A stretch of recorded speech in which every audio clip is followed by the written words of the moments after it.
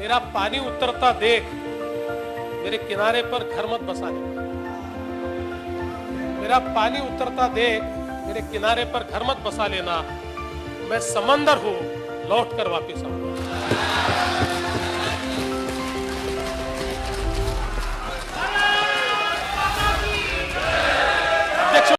देवेंद्र गंगाधर राव फडणवीस, ये नाम आज हर किसी की जुबान पर है। देवेंद्र फडणवीस ने 5 दिसंबर को आजाद मैदान में महाराष्ट्र के मुख्यमंत्री के रूप में तीसरी बार शपथ ली। तारीख 22 जुलाई सन 1970 को देवेंद्र फडणवीस का जन्म नागपुर के एक मराठी ब्राह्मण परिवार में हुआ था। पिता गंगाधर राव आरएसएस प्रचारक और बड़े बीजेपी नेता थे। गंगाधर राव कुछ समय के लिए महाराष्ट्र विधान परिषद के सदस्य भी रहे। नितिन गडकरी गंगाधर राव को अपना राजनीतिक गुरु मानते हैं। देवेंद्र फडणवीस ने एक न्यूज एजेंसी को दिए एक इंटरव्यू में कहा था कि 1975 में जब देश भर में इमरजेंसी लगी तो उनके पिता गंगाधर राव को भी गिरफ्तार कर लिया गया। इससे देवेंद्र को इंदिरा गांधी से नफरत हो गई और ये नफरत इतनी थी कि उन्हें इंदिरा नाम की किसी भी चीज से नफरत होने लगी। देवेंद्र फडणवीस की मां बताती हैं कि वो बचपन से ही बहुत जिद्दी स्वभाव के हैं। देवेंद्र फडणवीस ने लायन की पढ़ाई की है, लेकिन वो कभी वकील नहीं बने। उन्होंने जर्मनी के बर्लिन में स्थित German foundation for international development से बिजनेस मैनेजमेंट में पोस्ट ग्रेजुएशन की डिग्री हासिल की। फडणवीस पढ़ाई के दौरान ही राजनीति में सक्रिय हो गए थे। उन्होंने अपना राजनीति करियर अखिल भारतीय विद्यार्थी परिषद शामिल होकर शुरू किया। नागपुर में आरएसएस की शाखाओं में जाने वाले देवेंद्र जल्द ही प्रचारक बन गए।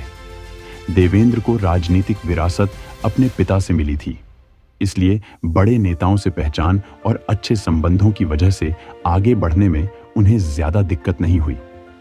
1992 में नागपुर नगर पालिका से वो कॉरपोरेटर चुने गए। इसके बाद 1997 में 27 साल की उम्र में नागपुर नगर निगम के रामनगर वार्ड से नगर पालिका चुनाव में जीतकर वो इतिहास के सबसे युवा मेयर बने। मेयर बनने के 2 साल बाद ही 1999 में नागपुर वेस्ट सीट से चुनाव जीतकर देवेंद्र फडणवीस पहली बार विधानसभा पहुंचे। 2004 में दोबारा इसी सीट से विधायक बने। 2009 से 2019 तक लगातार 3 बार नागपुर साउथ वेस्ट से विधायक बने। फडणवीस मॉडल विधायक के रूप में भी जाने जाते थे। ये नाम उन्हें पूर्व प्रधानमंत्री अटल बिहारी वाजपेयी ने दिया। देवेंद्र गडकरी गुट के माने जाते थे। दोनों एक साथ कई मंचों पर देखे भी गए, लेकिन धीरे धीरे राजनीतिक समीकरण बदलता देख वो गोपीनाथ मुंडे के गुट में शामिल हो गए। गोपीनाथ गुट को गडकरी विरोधी गुट माना जाता था और इसका परिणाम यह हुआ कि जो फडणवीस कभी मंत्री नहीं बन पाए थे, वो सीधे महाराष्ट्र भाजपा के अध्यक्ष बन गए। 2014 में केंद्र की सत्ता में नरेंद्र मोदी की सरकार बनी। अब महाराष्ट्र में गैर मराठी नेता को बीजेपी ने आगे करने का फैसला लिया। इस स्ट्रैटेजी में फडणवीस का नाम सबसे पहले आया।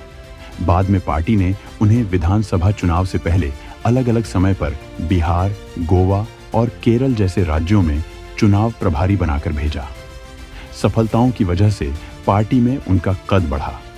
महाराष्ट्र भाजपा का अध्यक्ष नियुक्त होने के बाद उनकी अध्यक्षता में भाजपा ने शानदार प्रदर्शन करते हुए विधानसभा चुनाव में 122 सीटें जीती, जो पिछले चुनाव की तुलना में 76 ज्यादा थी। भाजपा ने 63 सीटें जीतने वाली शिवसेना के साथ गठबंधन सरकार बनाई और महज 44 साल की उम्र में साल 2014 में फडणवीस पहली बार मुख्यमंत्री बने। तब वे शरद पवार के बाद महाराष्ट्र के दूसरे सबसे युवा मुख्यमंत्री थे। इसके बाद साल 2019 के चुनाव के बाद जब भाजपा और शिवसेना में मुख्यमंत्री पद को लेकर सहमति नहीं बनी और इसके चलते शिवसेना ने भाजपा का साथ छोड़ दिया। शिवसेना ने एनसीपी और कांग्रेस के साथ मिलकर महायुति का गठन कर लिया, लेकिन 23 नवंबर 2019 की सुबह फडणवीस ने अचानक मुख्यमंत्री पद की शपथ ले ली।